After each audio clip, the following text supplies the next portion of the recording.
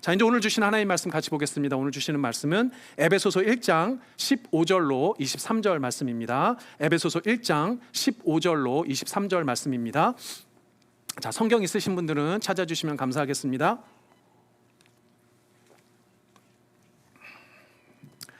네, 다 찾으셨죠? 찾으셨으면 한 절 한 절 교독하고요. 마지막 항상 하던 대로 23절은 합독하도록 하겠습니다. 우리 하나님 말씀입니다. 다 같이 일어나셔서 한 절 한 절 교독하겠습니다. 제가 먼저 15절 읽습니다. 이로 말미암아 주 예수 안에서 너희 믿음과 모든 성도를 향한 사랑을 나도 듣고 내가 기도할 때 기억하며 너희로 말미암아 감사하기를 그치지 아니하고 우리 주 예수 그리스도의 하나님 영광의 아버지께서 지혜와 계시의 영을 너희에게 주사 하나님을 알게 하시고 너희 마음의 눈을 밝히사 그의 부르심의 소망이 무엇이며 성도 안에서 그 기업의 영광의 풍성함이 무엇이며 그의 힘의 위력으로 역사하심을 따라 믿는 우리에게 베푸신 능력의 지극히 크심이 어떠한 것을 너희로 알게 하시기를 구하노라. 그의 능력이 그리스도 안에서 역사하사 죽은 자들 가운데서 다시 살리시고 하늘에서 자기의 오른편에 앉히사 모든 통치와 권세와 능력과 주권과 이 세상뿐 아니라 오는 세상에 일컫는 모든 이름 위에 뛰어나게 하시고 또 만물을 그의 발 아래에 복종하게 하시고 그를 만물 위에 교회의 머리로 삼으셨느니라. 우리 함께 읽습니다. 교회는 그의 몸이니 만물 안에서 만물을 충만하게 하시는 이의 충만함이니라. 아멘. 앉으시기를 바랍니다. 자, 우리 좌우 앞뒤로 다시 한번 인사 나누겠습니다. 참으로 사랑합니다. 참으로 축복합니다. 네, 얼굴 한 번씩들. 네, 저도 이렇게 좀 보겠습니다. 아이고, 너무 감사합니다. 자, 오늘은 알게 하시기를 이라는 제목으로 말씀드리겠습니다. 지난 한 주간 다들 잘 지내셨어요? 네, 지난주 설교가 조금 어려웠지만 너무나도 중요한 내용이었습니다. 사실 지난 한 주 동안 여러분들은 어떠셨는지 모르겠는데 저는 한 주 동안 그리스도 안에 있다라는 선포가 제 마음속에 너무 감격이 되어서 참 특히 주 초에는 참 많이 묵상했던 것 같습니다. 설교자로서 하나님의 말씀이 저에게 먼저 은혜가 된다는 건 저한테도 참 기쁜 일이기도 하지만 사실은 여러분에게도 되게 좋은 일이라고 생각합니다. 왜 그런지는 조금 이따가 또 말씀을 드리겠지만 정말 사랑하는 여러분들께서 하나님의 말씀 가운데 매주 매일이 풍성한 은혜가 되었으면 좋겠습니다. 우리가 지난주에 그리스도 안에 있다라는 이 선포는 사실은 우리 그리스도인의 실천적인 실존과 정체성에 관한 문제였습니다. 어려운 표현이지만 사실 여러분이 정말로 그리스도 안에 있다라는 것이 놀라운 아주 실천적인 선포였다는 걸 지난주에 들었지요. 그런 이유는 그런 거였습니다. 시공을 초월하신 영원하신 그 하나님께서 주권적으로 우리를 선택하여 주시고 영원부터 영원까지 그 그리스도 안에 우리를 계속 그리스도 안에 머물 수 있도록 하나님께서 지켜주신다는 거예요. 그리고 이렇게 지켜주신다는 것은 우리의 모든 시간이 막 다 달라진다라고 말씀을 드렸죠. 우리의 과거의 시간이 모두가 다 그리스도 안에서 재해석된다고 말씀드렸습니다. 그래서 시간이 지날수록 우리의 시간이 막 재해석이 되면서 우리가 막 힘들었고 어려웠던 순간들도 하나님 앞에서 은혜로 바뀌는 거예요. 그리스도 안에서 은혜로 바뀌고 그리고 그렇게 힘들었던 순간도 그리스도 안에 있었다라는 고백, 그렇게 내가 즐거웠던 시간도 그리스도 안에 있었다는 그 고백이 믿음으로 바뀌는 겁니다. 하나님의 그 놀라우신 약속이 내 인생 가운데 실천되어지고 있었구나. 그리고 그런 믿음이 커갈수록 다가올 미래가 어떻게 바뀌는 거예요?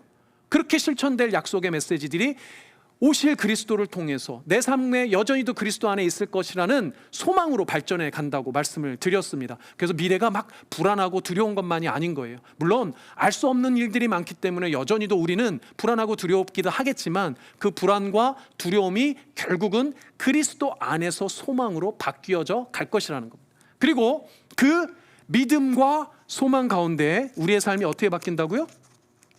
실천적으로는 우리 현재의 삶이 늘 어떤 삶으로? 우리의 현재의 삶이 늘 사랑으로 실천하는 삶으로 바뀔 수 있다는 겁니다. 그러니까 여러분들 믿음과 소망과 사랑을 우리의 시간의 개념으로 해석해 볼 때는 과거를 통해서 믿음이 자꾸 커져가고 미래에 대한 소망으로 자라갈 뿐만 아니라 현재 나에게 주어진 이 삶이 하나님 사랑과 이웃 사랑이라는 실천적인 덕목으로 바뀔 수 있다는 거예요. 그래서 여러분들 지금 오늘 이 순간도 그리스도 안에 있음을 믿으시기를 소망합니다. 그리고 오늘 주어주시는 이 말씀 가운데도 이제 이게 이어질 텐데, 이게 어떻게 이어지는지를 보시면서 정말로 하나님 앞에 내가 그리스도 안에 내 모든 삶에 있음을 다시 한번 더 확인하고, 이게 또 내 삶에 어떤 의미가 있는지에 대해서 바울 사도가 어떻게 강조하고 있는지를 여러분들이 좀 보셨으면 좋겠습니다. 어떤 그 신학자는 사도 바울이 쓰는 이 편지들, 사도 바울의 서신서들을 러브레터라고 표현을 해요. 사랑의 편지다라고 표현을 하죠. 그만큼 사도 바울의 사랑이 담겼을 뿐만 아니라 사도 바울의 이 편지를 통한 하나님의 사랑이 전달된다는 의미겠죠. 그 중에서도 옥중서신과 같은 이런 편지들은 감옥에서 쓴 거잖아요. 여러분들 러브레터는 사랑이 담긴 거니까 얼마나 간절하게 쓰겠습니까? 그런데 옥중서신은 그 가운데서도 감옥 중에 쓴 것이니 얼마나 쓸 내용만 압축해서 썼겠어요? 감옥에서 보내는 러브레터, 여러분들 입장이라면 얼마나 중요하고 또 얼마나 절절한 내용들이 담겨 있겠습니까? 여러분들은 그런 감옥과 같은 상황에서 연인에게 쓴 이런 연인에게 러브레터 이런 거 써본 적 있으세요? 경험이 있으십니까? 네. 제가 군대에 입대했을 때 군대 막 입대를 이제 하잖아요. 군대 입대를 하면 이제 그 편지를 쓰게 되는데, 편지를 어디다 쓸까요? 자, 군인들도 편지지가 있어서 편지지에 쓰겠죠. 근데 제가 막 처음에 논산훈련소에 입대를 했는데, 논산훈련소에 입대를 하면 뭐 사복 다 벗어서 이제 뭐 박스에 보내기도 하고, 그다음에 군복 받고 다 받는데 바로 훈련 부대로 가는 게 아니에요. 논산훈련소에 훈련 부대가 여러 개거든요. 그럼 처음에는 가자마자 대기소에 있다가 훈련 부대를 배치를 받습니다. 근데 그 대기소에서는 따로 하는 일이 없어요. 밥 먹고 자리에서 각 잡고 앉아 있고, 밥 먹고 자리에서 각 잡고 앉아 있고, 이게 하는 일이 다예요. 근데 거기 며칠을 있었거든요. 근데 거기서는 편지지가 없었어요. 근데 제가 이제 편지를 써야 되는 거예요. 연애 편지를 써야 되는 거예요. 편지지가 없으니까 어디다 썼을까요?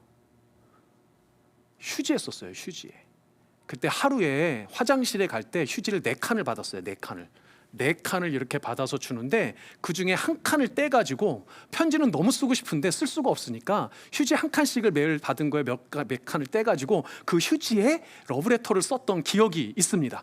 그래서 편지를 써가지고 무슨 내용인지는 잘 몰라요. 근데 여러분들 편지지도 없어가지고 화장지 4칸 띄워주는 거에 한 칸을 떼가지고 편지를 썼으니 얼마나 간절했겠습니까? 그쵸? 여러분들은 뭐 표정들이 편지의 내용은 상관없고 그 편지 보낸 그 사람은 도대체 누구냐, 뭐 이런 표정들이신데, 제 아내는 제대하고 만났습니다. 제 아내는 제대하고 만났어요. 나머지는 알아서. 자, 하지만 어쨌든지 여러분들 휴지 한 칸을 떼서 쓸 만큼 간절한 마음으로 러브레터를 쓴단 말이에요. 감옥과 같은 군대에서. 실제로 감옥에 있는 그 상황에서 사도 바울은 어떤 마음으로 이 편지를 썼을까요? 전하고 싶은 내용이 무엇일까요? 얼마나 간절한 내용들이 담겨져 있을까요? 그 간절한 내용의 첫 번째가 지난주의 얘기였던 겁니다. 그리스도 안에 있다는 것을 너무나도 이 사도 바울은 강조하고 싶은 거예요. 자기가 감옥 안에 있는 게 아닙니다. 그리스도 안에 있다라는 그 본인의 깨달음과 그 본인의 믿음을 어떻게든 이 편지를 통해서 성도들에게, 그리스도인들에게 알려주고 싶은 거예요. 그래서 사랑하는 여러분, 지난주뿐만 아니라 오늘도 이어지는 이 내용들은 당시의 에베소 교회의 성도들이나 당시의 그리스도인들뿐만 아니라 사도 바울을 통한 하나님의 사랑을 지금 오늘 현재 그리스도를 믿고 있는 여러분들에게도 드리는 동일한 메시지라는 겁니다. 근데 이 메시지는 지난주에도 봤듯이 어떤 메시지입니까? 어떤 한순간의 지엽적인 한 가지가 아니고, 우리 그리스도인들이라면 기본적으로 마음에 꼭 명심해 두어야 할 아주 본질과 기초에 해당하는 내용이었다는 거죠. 그리고 그 기독교와 교회의 본질에 대해서 깨닫고 그리스도 안에 있다는 걸 깨닫고 찬송하지 않을 수 없는 그 감격을 사도 바울이 지난주의 내용을 통해서 전했던 거란 겁니다. 그래서 이 사도 바울이 전한 그리스도 안에 있다는 게 거듭 말씀드리지만 우리 그리스도인의 삶의 신앙의 기초와 배경이 된다는 것을 염두에 두셔야 돼요. 그리고 나서 이어지는 오늘 내용을 보니 여러분들이 이제 읽으실 때 잘 읽으셨는지 모르겠지만 사도 바울의 무엇이 담겨져 있습니까? 기도가 담겨져 있어요. 여러분들 감옥에 쓴 러브레터 안에 기도문이니 사도 바울의 이 기도문의 내용이 과연 무엇일지 사실은 좀 기대가 되지 않습니까? 와, 이거 도대체 성도들을 향해서 이 사도는 어떤 기도를 했을까? 그게 오늘 본문의 핵심입니다. 근데 그 기도의 핵심을 보니 17절에 보니까 하나님을 알게 하시고 이래요. 17절에 보니까. 그리고 19절에도 보니까 뭐라고 그럽니까? 너희로 알게 하시기를 구하노라 이렇게 얘기합니다. 이거 조금 이따 해주셔야 돼요. 지금 아니에요. 자, 다 보니까 뭔가를 알게 하시기를 구하는 겁니다. 우리 성도들이 이거는 꼭 알았으면 좋겠습니다. 하나님, 우리 성도들이, 우리 그리스도인들의 이 부분만큼은 꼭 알았으면 좋겠습니다 라고 간구하며 기도하는 거예요. 근데 결론적으로 무엇을 알기를 원하는가 봤더니 따라해 봅시다. 하나님을 알게 하시기를 구하는 거예요. 하나님을 좀 알았으면 좋겠어요. 우리 성도들이 하나님을 좀 알았으면 좋겠습니다. 저도 종종 여러분들에게 말씀드리지만 사랑하는 여러분들 하나님을 잘 아셔야 됩니다. 하나님이 어떤 분이신지를 잘 아셔야 돼요. 그게 너무 당연한 이야기죠. 너무 당연한 이야기를 강조하는 것 같잖아요. 그리스도인인데 그리스도에 대해서, 하나님에 대해서 잘 알아야 하잖아요. 근데 왜 이렇게 강조하는 걸까요? 우리는요, 하나님을 믿는다고 하면서 우리의 여러분들의 일상을 가만 들여다봅시오. 하나님을 알기를 힘씁니까? 세상을 알기를 힘씁니까? 우리의 참 많은 시간은 세상을 알기에 무지무지 바쁩니다. 누구나 어떻게 하면 더 많이 벌지에 대해서, 어떻게 하면 더 평안히 살지에 대해서, 어떻게 하면 좀 더 안정된 삶을 살 수 있는지 그 방법을 알아내기에 급급하죠. 그렇지 않습니까? 그리고 한편 사람에 대해서 되게 궁금해해요. 우리들은 앞집에서 옆집 아줌마는 뭘 하는지, 뒷집 아저씨는 뭐 하는지, 뒷집의 아줌마는 도대체 뭔 생각을 하고 있는지, 저 건너편 마을에 있는 그 사람은 무슨 생각을 하고 있는지, 도대체가 왜 이렇게 남의 남편과 남의 아내에게 그렇게 관심들이 많으신 겁니까? 그렇지 않아요? 온통 관심이 사람에게 있어요. 어떻게 하면 세상에 대해서, 사람에 대해서 더 많이 알까를 대부분 궁리하면서 살고 있지 않습니까? 사람이 악하다는 것은 결국 하나님을 아는 데 관심이 많은 것이 아니고 세상을 아는 데, 사람을 아는 데 관심이 너무 많기 때문에 결국 사람이 악한 것 아닙니까? 그러니까 사도 바울이 그렇게 간구하는 거예요. 하나님을 좀 알게 해주세요. 우리 성도들이 정말 하나님이 어떤 분인지 알게 해주세요. 하나님이 어떤 분인지 알면 이분들이 좀 바뀔 텐데 라는 간구와 기도를 하는 거예요. 왜 그렇게 간구와 기도까지 하는 겁니까? 하나님을 알고 싶다고 알 수 있는 게 아니기 때문이에요. 이게 중요한 사실입니다. 이렇게 기도까지 할 수밖에 없는 것은 하나님을 정말 알고 싶어도 알 수 있는 게 우리 힘으로 알 수 있는 게 아니기 때문에 사도 바울이 기도까지 하는 거예요. 우리 17절 올려주시겠습니까? 우리 17절 우리 성도님들 같이 읽어보겠습니다. 시작. 우리 주 예수 그리스도의 하나님 영광의 아버지께서 지혜와 계시의 영을 너희에게 주사 하나님을 알게 하시고, 하나님을 알아야 되는데 반드시 무엇이 필요합니까? 지혜와 계시의 영이 먼저 우리에게 주어져야 한다는 거예요. 지혜와 계시의 영이 없이는 하나님을 알고 싶어도 알 수가 없다는 겁니다. 그럼 사랑하는 여러분, 지혜와 계시의 영이 누구십니까? 지혜는 곧 땅의 지혜가 아니고 하늘의 지혜, 하늘의 말씀이에요. 말씀 곧 계시는 드러난 하나님의 뜻이니까 하나님의 곧 말씀입니다. 그러니까 사랑하는 여러분, 말씀의 영이시요 진리의 영이신 누구를 의미하는 거예요? 성령 하나님을 의미하는 거예요. 그래서 지금 사도 바울이 그렇게 간구하는 겁니다. 성령 하나님, 우리 성도들에게, 우리 예배소 성도들에게, 우리 그리스도인들에게 성령 하나님을 허락해 주세요. 성령님을 주세요. 마찬가지입니다. 저도 역시 마찬가지로 여러분들을 위해서 구하고 그렇게 기도하는 거예요. 하나님, 우리 성도들로 하여금 성령 하나님 허락하여 주셔서 말씀의 영으로, 진리의 영으로 우리 사랑하는 성도들이 말씀을 깨닫게 하여 주시옵소서, 하나님의 뜻을 깨닫게 하여 주시옵소서, 하나님을 알게 하여 주시옵소서라고 기도하는 거예요. 저도 마찬가지라는 거예요. 그러니까 사랑하는 여러분, 여러분들이 알고 싶어도 인간적인 힘으로는 하나님을 알 수가 없어요. 똑같은 말씀을 읽어도 알 수가 없다는 겁니다. 지혜와 계시의 영이신 성령 하나님을 통해서 여러분들이 하나님의 말씀을 깨닫는 놀라운 은혜가 있기를 축복합니다. 아멘. 자, 그런데 오늘 본문에서 보니까 그냥 단순히 하나님을 알게 해주세요가 아니고 이 하나님을 알므로 인해서 구체적으로 이런 것들을 알게 해주십시오라고 세 가지를 사도 바울이 설명하고 있습니다. 먼저 18절에서 보니까 부르심의 소망이 무엇인지 알게 해주세요, 이렇게 이야기를 하고 있고요. 역시 18절에서 보니까 기업의 영광의 풍성함이 무엇인지 알게 해주세요, 이렇게 기도하는 겁니다. 19절에서 보니까 좀 긴데요. 세 번째, 그의 힘의 위력으로 역사하심을 따라 믿는 우리에게 베푸신 능력의 지극히 크심이 어떠한지를 좀 알게 해주세요, 이렇게 세 가지로 나누어서 기도를 하는 거예요. 그러니까 사랑하는 여러분, 여러분들이 하나님을 안다는 것은 하나님의 이런 부분들을 안다는 거예요. 자, 첫 번째는 뭐라고 되어 있습니까? 부르심의 소망을 안다는 거예요. 부르심의 소망.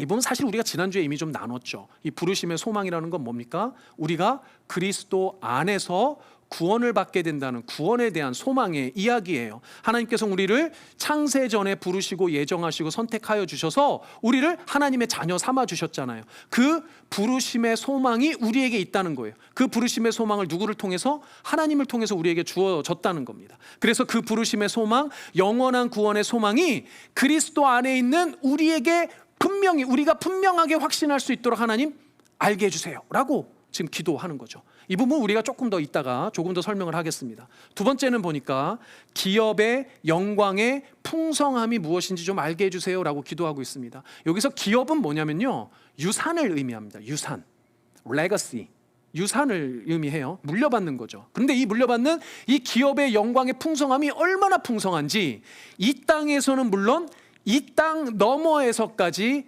우리를 자녀로 삼아 주셨기 때문에 자녀된 우리에게 주시는 기업이에요. 유산이에요.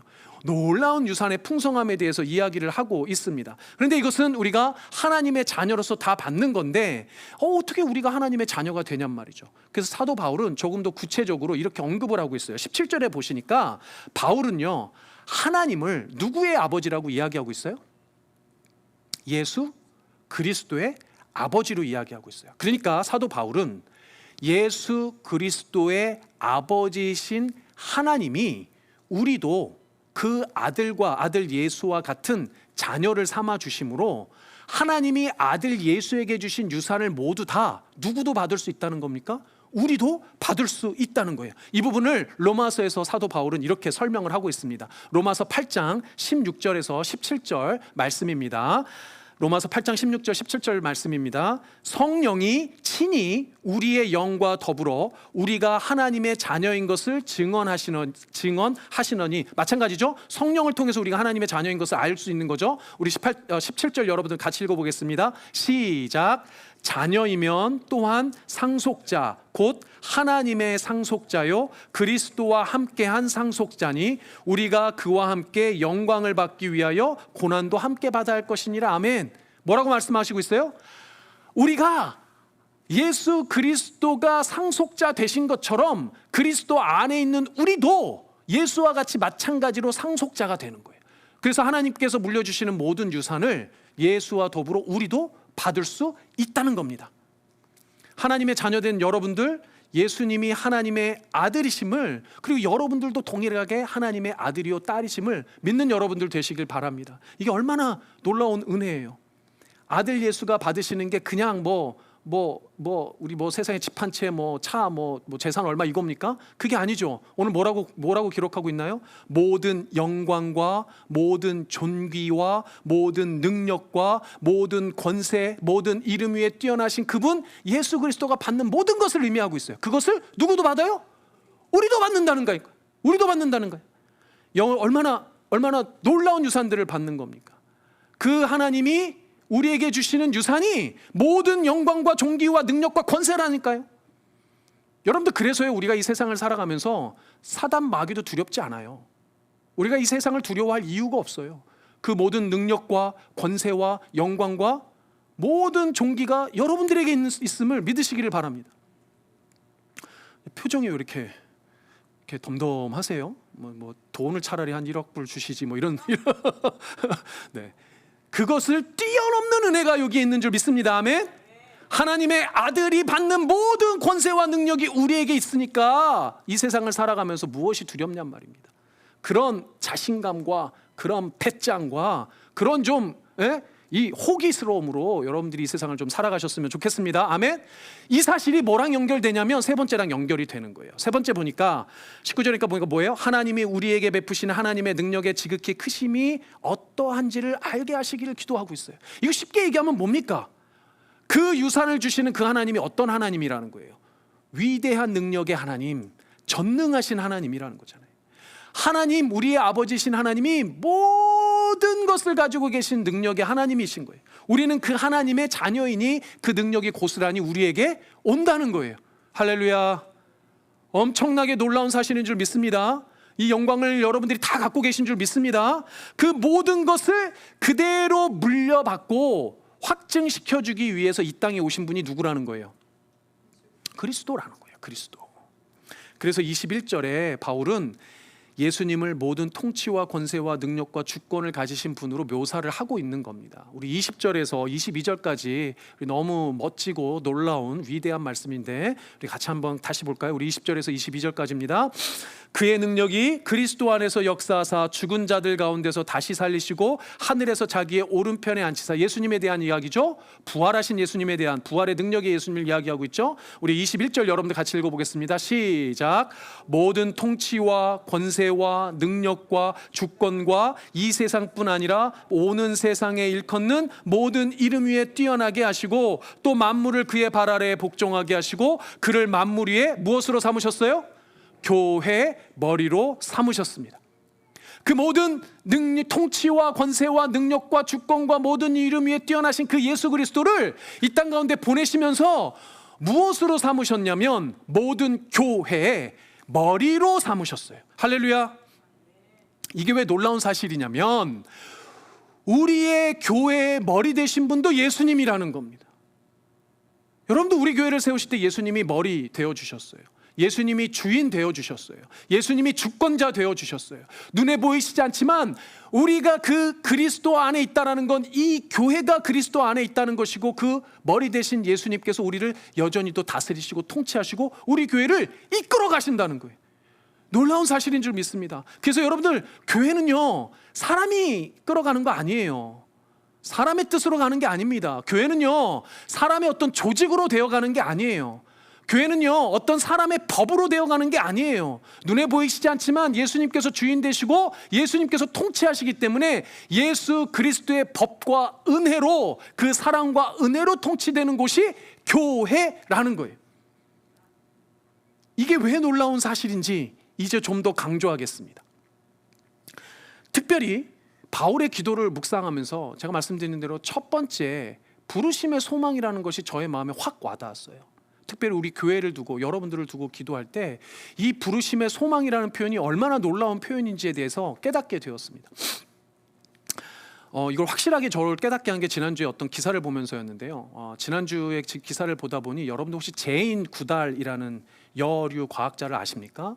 제인 구달이라는 아주 유명한 동물학자죠. 침팬치를 연구해서 아주 유명해진 이분이 한국에 방문을 했는데 사실 지금은 자연 환경 운동가, 인권, 동물권 보호 운동가 이런 부분으로 많이 이제 알려져 있습니다. 근데 이분이 이제 책을 내셨어요. 저 희망의 책이라는 책으로 내셨습니다. 아주 인간적으로 아주 훌륭한 분입니다. 예전에 한 10여 년 전, 제 기억은 정확히 안 나는데 희망의 이유 이런 책을 예전에 내시기도 했어요. 이분이 희망이라고 하는 건 우리 인류 사회가, 우리 인류가 여전히 희망이 있다는 거예요. 인류가 여전히 희망이 있다. 그래서 인류의 희망이, 왜 희망이 있는지에 대해서 근거를 4가지를 제시했어요. 그 4가지가 저것입니다. 인간의 놀라운 지능, 자연의 회복 탄력성, 젊은이들의 힘, 굴하지 않는 인간의 정신력, 이 4가지를 우리 인간이 여전히 많은 이 땅의 부조리함과 또 악함과 자연 파괴와 많은 안 좋은 것들이 많지만 여전히 인간들에게는 희망이 있어. 왜? 이 4가지 이유 때문이야 라고 대답을 한 겁니다. 여러분들 보시면 어때요? 그냥 들으면 우리 특히 젊은이들은 마음에 확 그냥 올 겁니다. 멋진 말들입니다. 자, 그런데 저 4가지 이유를 보니까 4가지 중에 자연의 회복 탄력성을 제외한 나머지 셋은 다 어디에 근거를 두고 있나요? 인간, 젊은이, 인간, 사람에게, 인간에게 희망의 근거와 이유를 찾고 있어요. 그런데 이 책이 소개가 되던 뉴스들이 한창 올라올 때 한국의 사회명 기사를 장식한 아주 큰 기사, 오늘도 뭐 여러 군데 난 것 같은데 한국의 사회명 대부분을 장식한 아주 무서운 사건이 있었습니다. 신림역에서 일어난 칼부림 사고였어요. 지극히 평범한 대낮 서울 신림역 사람이 아주 많이 다니는 그 한복판에서 한 남성이 칼로 여러 명의 남성들을 칼로 찌르는 사고가 일어났습니다. 그 중에 한 명은 사망했고요. 3명이 이제 중태여서 병원으로 이제 이송됐는데 그 중에 한 명도 이제 생명이 좀 위험하다고 합니다. 사건이 너무 무섭잖아요. 사람들이 이유가 왜 도대체 이 사람은 왜 이랬을까? 그래서 이제 경찰도 사람들도 이제 이유를 생각을 해봤겠죠. 다들 아마도 정상은 아니었을 거야. 마약을 했거나 술에 취했거나 아니면 정신이 어디가 좀 온전하지 못한 사람이거나라고 이유를 이제 막 더듬어 봤습니다. 그런데 잡아놓고 보니까 그런 게 아닌 거예요. 굳이 표현하면 제정신인 거예요. 그 이유를 물어봤습니다. 그랬더니 이 사람이 이유를 이렇게 대답해요. 자신의 불행한 삶에 대한 분노로 남들도 역시 불행하게 만들고 싶었다는 겁니다. 자기의 인생이 너무 이제 불행했던 거예요. 분노로 가득해서 다른 사람들도 불행하게 만들어보고 싶었다라는 게 한 인간의 고백이었어요. 사람들을 죽이고 나서. 사랑하는 여러분, 인간 그 자체가 인간과 인류의 희망이 될 수 없다라는 사실은 이미 한 세기도 전에 수많은 철학자들의 논쟁 끝에 결론 지어졌어요. 인간과 인류의 희망은 인간 스스로에게 있지 않다는 겁니다. 우리 인간은 더 이상 이 세상에 희망이 될 수 없어요. 여러분, 자연이 이만큼 훼손되고 자연이 이만큼 아파하는 것 사실 인간들 때문 아닙니까? 성경에서 우리가 배운 바 아담의 타락은 아담과 하나님과의 관계뿐만 아니라 모든 피조물과 하나님과의 관계까지 망쳐버린 게 인간 때문 아닌가요? 그런데요, 사랑하는 여러분, 하나님을 믿지 않는 사람들에겐 희망을 찾을 수 있는 게 인간밖에는 없다는 거예요. 제인 구달 저분 아주 훌륭한 분입니다. 인간적으로. 그러나 하나님을 믿지 않는 저분에겐 아무리 뒤져봐도 하나님을 믿지 않기 때문에 아무리 뒤져봐도 이 세상에 희망의 근거를 찾을 길이 없는 거예요. 누굴 빼놓곤 여전히 인간에게밖에 찾을 데가 없는 겁니다. 그러나 성경은 희망을 희망이라고 하지 않고 소망이라고 하지요. 인간에 대한 희망이 아니라 다시 오실 그리스도의 소망을 둔 것이 우리 그리스도인들입니다. 인간에 대한 소망이 더 이상 없음을 우리는 너무나도 잘 알고 있어요. 로마서의 증거처럼 모든 사람이 죄를 범하였어요. 죄의 삭시 사망입니다. 우리 모든 인간에겐 더 이상 우리 인간을 구원할 만한 근거와 이유가 힘과 능력이 더 이상 없다는 거예요. 따라서 우리에게 주어진 그리스도인들만이 아는 이 소망 예수 그리스도는 우리에게 주신 놀라운 소망일 뿐만 아니라 여전히도 이 인류의 이 땅 가운데 우리가 살아갈 수 있는, 여전히 부조리와 악이 팽배하는 이 땅 가운데도 우리의 현실을 개선할 수 있는 유일한 이유와 유일한 근거와 유일한 힘이 된다는 거예요. 믿으시는 여러분들 되셨으면 좋겠습니다. 여러분들, 그렇다면 진짜 소망을 가진 사람들, 진짜 그리스도인들의 삶이 어떠해야 하는가요?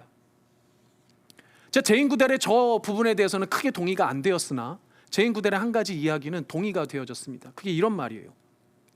희망은 악을 부정하는 것이 아니라, 여전한 악이 있으니까, 여전한 악이 있다라는 걸, 부조리의 악이 있다는 걸 보니까 그 악이 없는 거야, 우리는 선한 거야, 악이 없다라고 부정하는 것이 희망이 아니고 그 악에 응답하는 것이다 라고 대답을 했어요. 좀 어렵죠? 그러니까 이런 겁니다. 악은 없는 거야 라고 무시하고 인정하지 않는 게 아니라 악이 있으면 인정해라. 그런데 인정하는 것으로 멈추지 말고 악에 대응하고 대항해서 악과 맞서 싸우라는 거예요. 실천하라는 거예요. 행동하라는 거예요. 마찬가지입니다. 사랑하는 여러분, 여러분들이 예수 그리스도를 여러분들의 소망으로 믿는 것으로 머물러서는 안 된다는 거예요. 예수 그리스도 안에 있다라는 걸 인정하는 것으로 머물러서는 안 된다는 거예요. 여러분들이 정말 예수 그리스도를 참 소망으로 믿으시고 예수 그리스도 안에 있다라는 것을 여러분들이 믿으신다면 여러분들의 삶으로 그 예수 그리스도를 드러내는 실천과 행동이 있어야 된다는 거예요. 이게 우리에게 주어지는 놀라운 은혜이고 도전입니다. 여러분들 일주일의 삶을 어떻게 사시는지 한번 돌아보시라는 거예요. 여러분들의 삶이 행동으로, 실천으로 반드시 응답해야 한다는 거예요. 무엇에 응답하는 겁니까? 응답하라 1987이에요? 무엇에 응답해요? 참 소망으로 이 땅에 오신 그리스도의 부르심에 응답해야 된다는 거예요. 예수님은 계속 부르시는데, 아니요 지금 말고요, 지금은 좀 바빠요, 아니요 지금은요, 아니고요. 여러분들 예수 그리스도의 부르심 앞에 응답하셔야 된다는 거예요. 그런 여러분들, 우리가 되기를, 우리 교회가 되기를 소망합니다. 설교를 마무리하겠습니다. 제가 지금 여러분들에게 드리는 이 설교는 사실 여러분들만이 아니라 유튜브를 통해서 이미 많은 사람들이 듣고 있다는 걸 여러분도 알고 계실 겁니다. 지난주까지 올라간 설교가 모두 100회 이상이에요. 제일 많이 된 건 이미 200회 이상입니다. 우리 여러분들 성도님들 숫자에 비하면 10배 이상의 다른 그리스도인들이 듣고 있다는 거예요. 그런데요, 똑같은 설교를 들어도 유튜브로 듣는 분들과 여러분들은 큰 차이가 있습니다. 어떤 차이가 있을까요? 현장 직당? 본방사수? 이런 거예요? 뭡니까? 이 설교를 전하는 제가 여러분들을 위해서 기도하며 이 말씀을 준비한다는 사실이에요. 여러분들 한 사람 한 사람을 두고 제가 기도하며 간구하며 이 말씀을 준비한다는 사실이 제일 큰 차이입니다. 유튜브로 들어오시는 분들 설교를 들으시지만 불특정 다수로 오는 그분들을 위해서는 제가 기도하고 싶어도 기도할 수 없어요. 여러분들 한 사람 한 사람을 두고 제가 기도하며 이 말씀을 준비할 때 사실은 제가 중요한 것이 아니라 그런 이 설교자를 통해서, 그런 이 목양계를 통해서 하나님께서는 하나님의 양이신 여러분들에게 이 말씀을 먹이고 계신다는 거예요. 이건 놀라운 차이예요. 왜요? 사도 바울이 이 기도를 하면서 이 말씀을 전할 때 세상 사람들은 몰라요. 세상 사람들은 알 수가 없어요. 이 부르심의 소망이 무엇이고 이 기업의 영광의 풍성함이 무엇인지, 전능하신 하나님이 무엇인지를 알게 하고 싶어도 알 수가 없어요. 사도 바울의 이 기도는, 이 기도를 통해서 듣는 이 말씀의 수여자들, 에베소의 성도들과 당시의 그리스도인들 역시 마찬가지로 우리 그리스도인들밖에 모른다는 겁니다. 마찬가지라는 거예요. 이 설교를 기도로 준비하는 저에게 그래서 이 시간 가장 강력하게 주시는 한 가지 터치가 뭐냐, 우리에게 주시는, 여러분들에게 주시는 한 가지 터치가 뭐냐, 그게 바로 소망이에요. 이 소망이 우리에게, 여러분들에게, 우리 교회에게 중요한 이유가 있습니다. 에베소서에 똑같이 이 부르심의 소망에 대해서 이야기하는 곳이 있는데 에베소서 4장 4절입니다. 여러분들 한 목소리로 읽어보겠습니다. 시작. 몸이 하나요 성령도 한 분이시니 이와 같이 너희가 부르심의 한 소망 안에서 부르심을 받았느니라. 할렐루야. 부르심의 그냥 소망 아니고 부르심의 어떤 소망 가운데요? 한 소망으로 여러분들을 부르셨어요. 우리 교회 우리 성도들에게 하나님께서 말씀하시는 겁니다. 여러분들은 부르심의 한 소망이세요. 교회의 몸된 지체인 우리는 모두 머리 대신 그리스도 예수의 몸된 지체로서 한 소망으로 불러주셨어요. 여러분들 다 각자가 만물의 충만함 대신 그 충만하신 하나님의 충만함이죠. 예수 그리스도의 충만함입니다. 그런데 거기서 23절에서 교회는 바로 여러분들 한 사람 한 사람이에요. 교회는 건물이 아니에요. 건물은 그냥 사람들의 모임이 아닙니다. 교회는 여러분들 한 사람 한 사람이 교회예요. 그런데 한 사람 한 사람 교회이신 여러분들을 예수 그리스도로 충만하게 여러분들을 채워주셨는데 그 각자를 그 충만함으로 가득한 여러분들 한 사람 한 사람을 그냥 한 사람으로 불러주신 것을 넘어서 여러분들을 한 소망 가운데 불러주셨어요. 샬럿스빌 블루진 한인교회에 이렇게 한 소망으로 불러주셨어요. 한 사명 가운데 불러주셨어요. 한 비전 가운데 불러주셨어요. 목양견인 이 목양계인 저를 통해서 전해지는 여러분들 그 말씀과 사명과 비전에 한 방향을 보고 여러분들이 집중해야 되는 이유는 바로 거기에 있습니다. 여러분들 각자가 다 달라요. 다 다른 양들입니다. 다 다른 양들이고 다른 배경과 다른 여러 가지 다 달라요. 그런데 여러분들의 다름이 중요합니다. 그러나 그 다름을 내세울 게 아니라 그 다름을 하나로 잘 묶어서 한 소망으로 묶어내야 돼요. 이게 지금 우리 교회에 너무 중요한 사실입니다. 그래서 여러분들 이전에 여러분들이 있었던 모든 과거의 시간을 다 그리스도 안에서 재해석하시고 다시 한번 이 시간 우리에게 주어진 여러분들의 이 장소, 이 교회, 이 성도들을 왜 나와 함께 부르심의 한 소망으로 불러주셨는지 여러분들의 마음속에 아주 기도하시면서 찾아야 된다는 거예요. 여러분들 스스로를 너무 주장하지 마세요. 한 소망 가운데 여러분들을 낮추시기를 소망합니다. 한 소망 가운데 여러분들 그리스도 앞에, 한 소망 가운데 여러분들 정말 주님 앞에 마음을 모으시고 사명과 비전에 말씀에 집중하는 우리가 되었으면 좋겠습니다. 그래서 여러분들 오늘 주신 말씀 잘 기억할 때 하나님께서 은혜 주실 줄 믿는데요, 4가지로 이제 요약을 해볼 텐데 다시 한번 상기시키시면서 이 말씀이 우리에게 왜 중요한지를 요약으로 보겠습니다. 첫 번째, 우리 같이 읽어보겠습니다. 시작. 지혜와 계시의 영이신 성령을 통해서 사람이 아닌 하나님을 알아가는데 힘써야 한다. 처음에 강조했죠. 두 번째, 시작. 하나님을 안다는 것은 곧 부르심의 소망, 자녀로서 얻는 기업의 풍성함, 그리고 전능하신 하나님의 사랑으로 보내주신 예수 그리스도가 교회의 머리라는 것을 아는 것이다. 강조해 드렸습니다. 세 번째, 교회의 머리신 예수님의 몸된 지체인 그리스도인은 한 소망으로 부름 받았으며 행동으로 믿음을 실천하는 삶을 살아야 한다. 아멘. 마지막 4번째 같이 읽겠습니다. 크게 시작. 결국 교회가 소망이며 그리스도 안에 교회인 우리가 소망이다. 할렐루야. 여러분이 소망인 줄 믿습니다. 여러분 한 사람 한 사람이 교회인 줄 믿습니다. 교회 되신 여러분들 이 시간 한 소망으로 이곳에 부르셔서 하나님이 원하시는 일 여러분들을 통해서 하시길 원하시는 줄 믿습니다. 아멘. 자, 그래서 우리가 이 시간 찬양을 할 텐데요, 교회여 일어나라, 제가 어제 보내드렸죠. 이 찬양을 같이 할 겁니다. 여러분들 이 시간 교회 되신 여러분들 이 시간 일어나셨으면 좋겠습니다.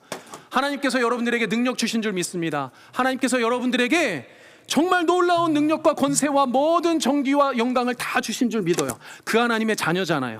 그 하나님의 자녀이신 여러분들, 그 권세를, 그 존귀함을, 그 능력을, 그 권세를 이 찬양을 하시는 동안 함께 또 이 찬양 이후에도 마음껏 누리셨으면 좋겠습니다. 우리 함께 마음껏 찬양하겠습니다.